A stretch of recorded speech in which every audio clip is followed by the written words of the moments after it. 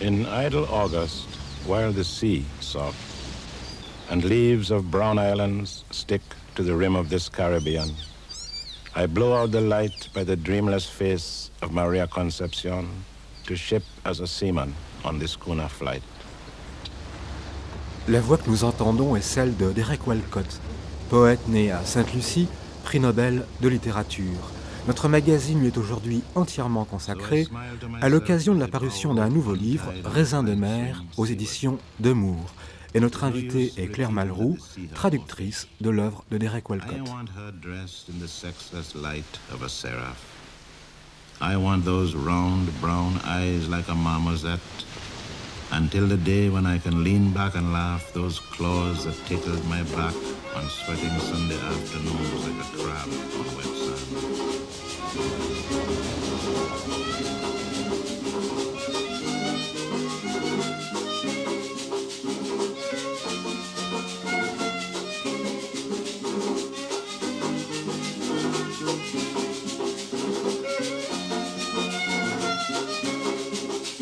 Sainte-Lucie, les villages. Laborie, Choiseul, Vieux-Fort, Dennery. Village blanchi par le soleil où la cloche de l'église s'affaisse entre les flancs d'une cabane lépreuse fermée par des volets ou planches tordues, rouillées, avec des crabes grouillant sous l'auvent de la maison où les enfants jouaient à papa-maman. Un filet pourri parmi des bidons. Celui du soleil ratisse les creux sans rien ramener de tout l'après-midi. De là, je ne m'approche pas davantage du secret qui se dérobait aux enfants sous l'auvent de la maison, dans la cloche au loin, la mer d'améthyste hébétée à midi. Car toujours quelque chose échappe entre l'ombre en vol et le pélican dans la fumée qui vient d'au-delà de la baie voisine, dans cette cabane au bord du crachat de l'écume, ce quelque chose après quoi criaient les mouettes à travers les grises échelles flottantes de la pluie et le grand arbre gris de la gouttière vers quoi plongeaient sans trêve les dauphins et qui aurait dû parfaire le jour. Pomme arac, Otaete apple, pomme citer, pomme granate, moubin, zanananas, casque aztèque du pineapple, pomme. J'ai oublié laquelle désigne l'Irish potato, cerise, the cherry, zaman, sea almonds. Près des sèches explosions de la mer, au bord de la houvière.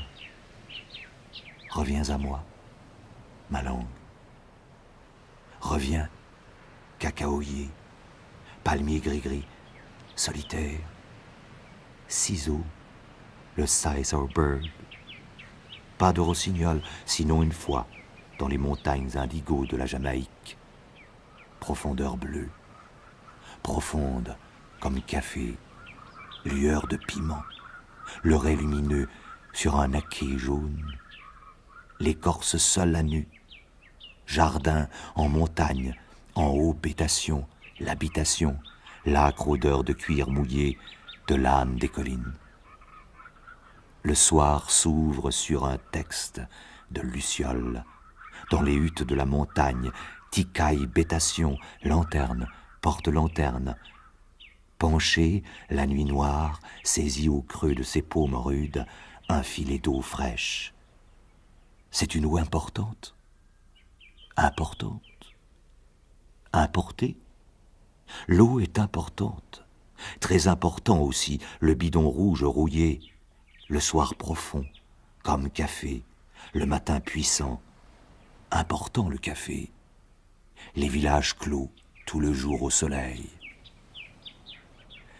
Dans la cour d'école vide, maîtresse aujourd'hui morte, les fruits pourrissants, jaunes sur le sol, couleur de Gauguin, couleur de la pomme arac, la terre pourpre, les chemins ocre, attendant toujours au soleil mon ombre.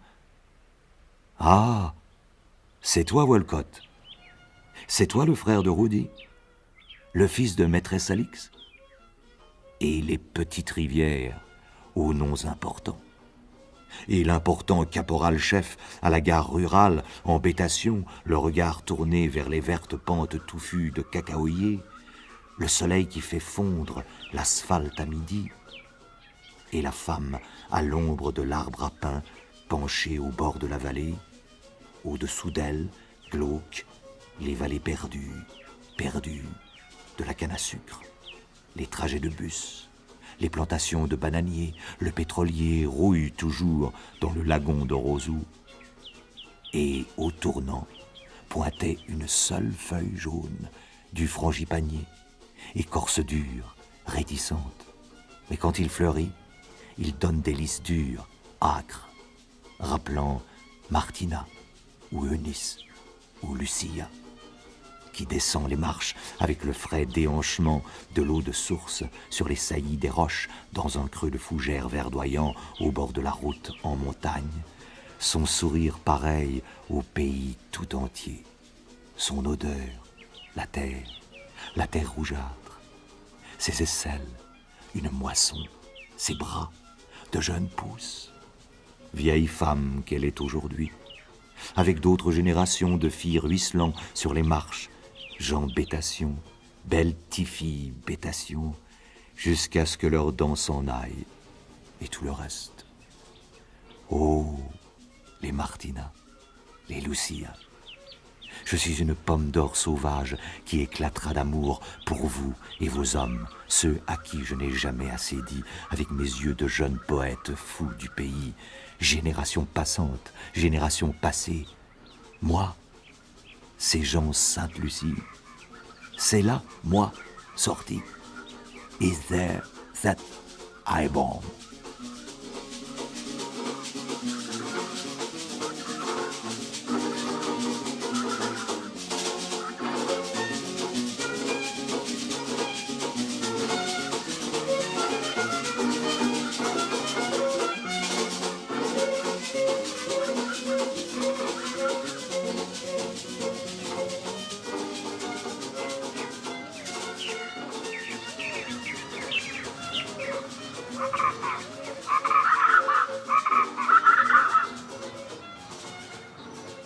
Claire Malroux, vous donnez aux éditions Demours un choix de poèmes de Derek Walcott que vous avez traduit. Le titre « Raisin de mer », raisin au pluriel. Ce titre évoque d'emblée des ivresses de grand large. Quand on est antillais, on se demande vraiment où sont les racines. Justement, Walcott est toujours à la recherche de ses racines, puisqu'il prétend qu'il n'y a pas d'histoire dans lequel il peut s'enraciner. Mais je voudrais revenir un petit peu sur le titre, parce qu'au départ, ce livre devait s'appeler « La moisson ». The Harvest, la moisson. Et puis, comme toujours, la métaphore marine l'a emporté et c'est devenu Raisin de mer. Et le premier poème qui ouvre le recueil porte ce titre. Mais en réalité, il l'avait appelé Sour Grapes, qui est très proche de Sea Grapes. Sea Grapes voulant dire raisin de mer. Sour Grapes voulait dire raisin sûr. Donc, ça donne tout de suite la tonalité du livre, qui est tout de même un bilan, justement une moisson, mais un bilan assez amer. Mais on voit bien à quel point le titre « Moisson » aurait été très étonnant pour Walcott. Parce que je comprends bien qu'il veuille dire « moisson de poèmes », mais pour le reste, c'est quand même pas le territoire sur lequel il intervient le plus souvent. Non, ce n'est pas un territoire solaire non plus, effectivement, auquel moisson fait penser immédiatement. Mais cela dit, ma réaction de traductrice, c'est que harvest veut dire aussi récolte. Donc, on peut dire qu'une récolte n'est pas simplement le blé, le soleil, d'autres choses plus de fruits, etc. Ce qui est à remarquer, c'est que Walcott fait presque tous les 10 ans, comme ça, un bilan de ce qu'il a écrit, de son expérience. Et ce sont des livres qui sont très autobiographiques, en même temps qu'ils sont ouverts, évidemment, sur le monde entier. As I worked, watching the rotting waves come past the bow that scissor the sea like silk, I swear to all you, by my mother's milk, by the stars that shall fly from tonight's furnace, that I love them, my children, my wife, my home. I love them as poets love the poetry that kills them, as drowned sailors. Raisin de mer. Cette voile qui s'accote à la lumière, lassée des îles, Schooner cinglant sous le vent dans la Caraïbe vers sa patrie, pourrait être Ulysse sur le chemin du retour en mer Égée. Cette nostalgie de père et d'époux, sous les âpres résignés noueux, est celle de l'adultère qui entend le nom de Nausicaa dans le cri de chaque mouette. Ceci n'apporte la paix à personne. La vieille guerre, entre obsession et responsabilité, ne finira jamais. Elle a été la même pour le vagabond des mers ou celui qui, sur la rive, enfile à présent ses sandales pour rentrer chez lui, depuis que Troie a soufflé sa dernière flamme, que le rocher du géant aveugle a soulevé le creux et Saoul, d'où montent les grands hexamètres vers les conclusions du ressac épuisé. Les classiques peuvent consoler, mais pas assez.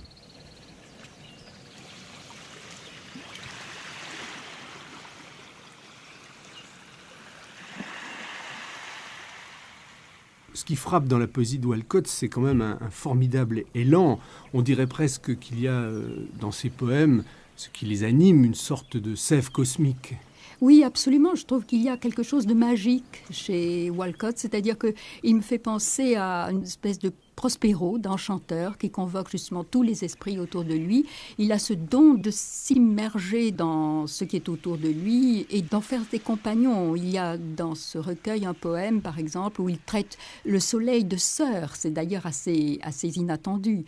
Et bon, je ne veux pas trop développer ce point-là, mais Walcott a toujours eu une attirance extraordinaire pour la lune, qui est justement l'autre côté du masculin, le côté presque féminin, et très délicat, très vulnérable, qui existe à côté du barde qui est devenu Walcott. Ce sont en effet les deux aspects dans sa poésie. Un élan assez grandiose, enfin, il ne se refuse pas à une certaine ampleur, voire à une amplitude, voire à un départ vers des lointains très amples. Et puis, il y a cet aspect effectivement fragile et blessé qui affleure toujours. C'est certainement le timbre singulier de sa poésie. Il y a peut-être un orchestre symphonique et puis la possibilité de temps en temps d'un soliste particulièrement délicat. Oui, et je ressens ça tout à fait dans ces poèmes, puisque vous avez des poèmes d'une très grande amplitude, avec des vers très scandés. Il évoque souvent la marche pieds nus. À côté de cela, vous avez des poèmes d'une délicatesse extraordinaire, un véritable travail d'orfèvre. Je pense notamment à un des poèmes qui s'appelle Californie, je crois, et dans lequel il y a une image prodigieuse où on voit le poète qui s'identifie à une mouette qui plonge verticalement, et on finit sur cette image de la colombe consolante, dit-il. Et c'est un poème très fin, mais qui donne à voir en peu de mots un paysage prodigieux. Où toujours l'homme est allié à la nature, ou confronte la nature et se confond avec la nature. Et puis il y a un élément essentiel, Claire Malroux, c'est évidemment la mer. Elle est omniprésente, elle est fondatrice, elle est emblématique. Il y a un vers qui dit ça, « Ma race a commencé comme la mer ». Oui, parce que, encore une fois, je crois qu'en effet, le sol, la terre, ne recèle pas suffisamment de possibilités, et tout est au fond à cueillir dans la mer, d'où cette cueillette, cette moisson dont nous parlions, qui est à faire dans la mer. Alors, évidemment, il y a l'aventure, le voyage, mais très souvent, comme nous avons parlé de ce double aspect de Walcott, il y a aussi le côté exil, le côté poursuite, au fond, quelque chose d'irréalisable, et on ne trouvera jamais peut-être ces racines à la recherche desquelles on est. En même temps, on voit très bien ce côté archipel des Antilles. Au fond, il y a très peu de terre. C'est pas là-dessus qu'on va prendre appui. Et si on veut véritablement avoir du souffle, on le trouve dans ce qui est immense autour et qui est la mer. Il prend pied sur la mer. Il prend pied sur la mer, oui, absolument. Et d'ailleurs, les seules images, en dehors de la mer, il y a le voilier et il y a les oiseaux. Et il y a aussi certains arbres, mais c'est un paysage, au fond, assez... Bien qu'il soit touffu et que Walcott sache évoquer à la perfection tout ce côté foisonnant de l'intérieur de l'île, parce qu'il se réfère souvent à son île qui est Sainte-Lucie, à côté de cela, c'est assez désincarné dans un sens, réduit justement à des éléments très symboliques. On n'a pas l'impression qu'il est à proprement parler un citoyen du monde, on a l'impression qu'il est plutôt un citoyen de l'univers. Ah oui, je crois que le meilleur mot serait cosmique, effectivement. Il y a d'ailleurs, parce qu'il parle tout de même de temps en temps de la Terre, ce sont les forces telluriques. C'est pas justement ce qu'il y a sur la Terre, c'est ce qui remonte des profondeurs de la Terre. Et donc, la Terre n'est, au fond, il le sent très bien, comme d'ailleurs beaucoup de poètes, la Terre n'est qu'un élément parmi d'autres. Et effectivement, la mer donne beaucoup plus cette dimension d'infini qu'il recherche finalement aussi. Depuis l'attribution du Nobel, quel est son statut parmi les poètes de langue anglaise ? Est-ce que ça l'a totalement révélé ? Est-ce qu'il était déjà très connu avant ? Parce que pour la France, c'est quand même le Nobel qui l'a révélé. Oui, et c'est-à-dire qu'il était quand même apprécié de l'Angleterre et des États-Unis, puisqu'il était quand même, à partir d'un certain moment, vous savez, il a eu une vie assez tourmentée peut-être jusqu'à la date de ce recueil, qui date de 1976, parce qu'il a vécu de sa plume et qu'il avait fondé une compagnie théâtrale, et que ça lui demandait énormément d'efforts.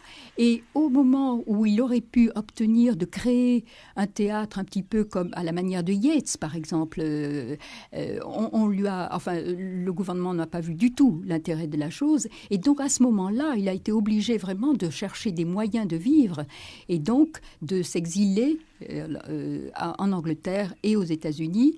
Mais là, il a été reconnu assez vite, puisqu'il avait, par exemple, des écrivains comme Brodsky qui l'ont soutenu, et en Angleterre ou en Irlande, Seamus Heaney. Donc, il jouissait déjà d'une grande notoriété auprès de ses pairs.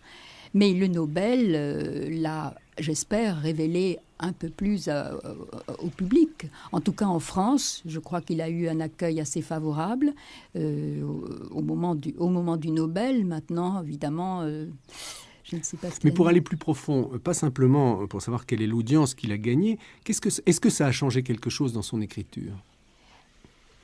Peut-être un petit peu, oui, mais... Comment on peut mettre ça sur le compte de l'âge qui vient aussi, puisqu'il va célébrer ses 70 ans. Un poète à 70 ans n'est pas le même qu'à 30 ans, très certainement.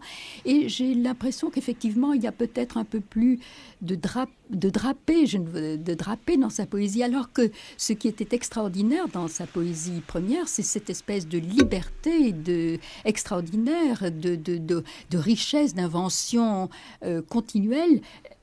Il l'a, mais bon, peut-être qu'elle est moins novatrice à l'heure actuelle qu'elle ne l'était, mais il y a quand même des poèmes splendides. Par exemple, dans son dernier recueil qui porte le titre de The Bounty, il y a un poème qui est écrit à la mémoire de sa mère, Alex, qui a énormément compté pour lui, qui est tout à fait prodigieux, remarquable. Donc on ne peut pas dire qu'il a perdu du tout de sa sève.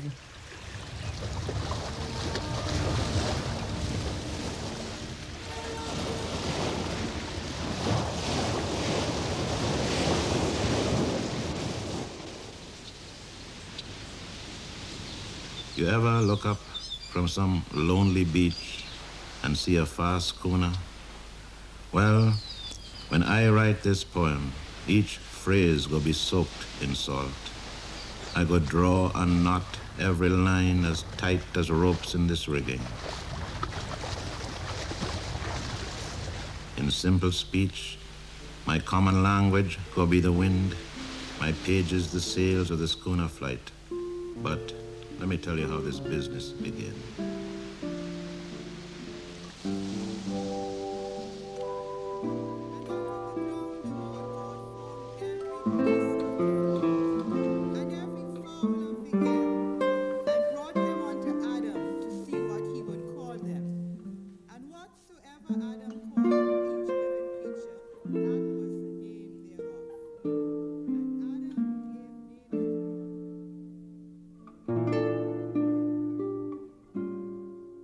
Pour Pablo Neruda. Je ne marche pas sur du sable, mais je sens que je marche sur du sable. Ce poème m'accompagne sur du sable. Lichen striant le rocher, moisi sur la membrure. Mousse étouffant le muet rugissement de la gorge défoncée de l'épave où s'agrippe le crabe. Pourquoi cette boucle de correspondance, tandis que ta voix se fait plus rauque que le Pacifique irrité? Ta voix qui tombe sans bruit comme la neige sur les Andes pétrifiées, neige pareille dans leur vol oblique aux plumes des condors sans gouvernail, émissaires en complet noir qui marchent parmi les aigles, mains dont la péninsule aux 5 jointures barre la route à l'océan déchirant. Entends l'ambassadeur de velours ouvrir la porte aux charnières feutrées. Le drapeau noir claque, déchiqueté, sur Isla Negra.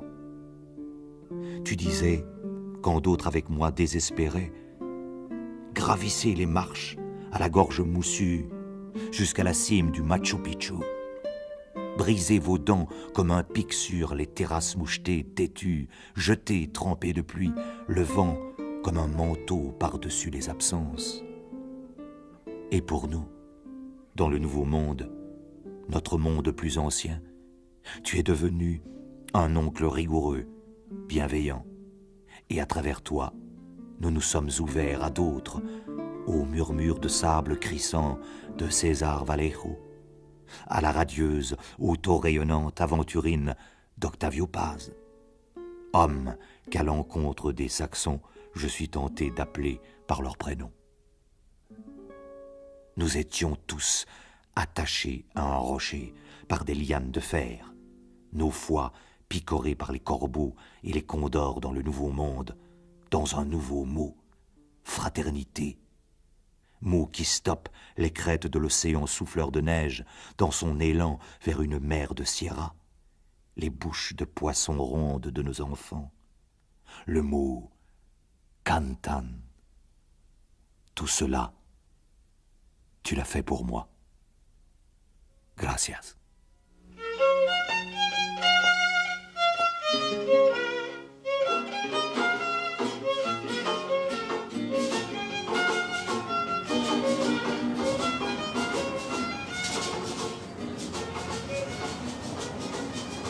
Le pont. Bonsoir, voici les actualités. Ce soir, ici à Manhattan, sur un pont, une histoire qui a commencé il y a 2 ans entre cet homme et la femme à côté de lui s'achève. Et c'est la fin des actualités pour ce soir. Sauf les vieilles nouvelles de la clarté féerique du fleuve et du pont illuminé comme les cartes postales, les vues banales. Sauf qu'ils n'ont rien pour s'agripper au pont et que sur l'autre rive, tous les bureaux sont éclairés par précaution. On dirait des carbones usés, comptant à la lumière, criblés de larmes. Le cœur blindé fond. Le pont de fer est une fête vide. Un homme est une plume. Il y a trop de lumières allumées. C'est bien trop fantastique. Voilà tout. Cet arc-en-ciel de fer penché sur l'eau brillante. Ni l'un ni l'autre n'a la force de s'en aller, dressés comme des fauves immobiles sous la lune d'un chasseur, silencieux comme des fauves. Mais bientôt la femme sentira poindre dans ses yeux la pluie de l'aube, et l'homme reconnaîtra dans ses muscles le flot effaré du fleuve.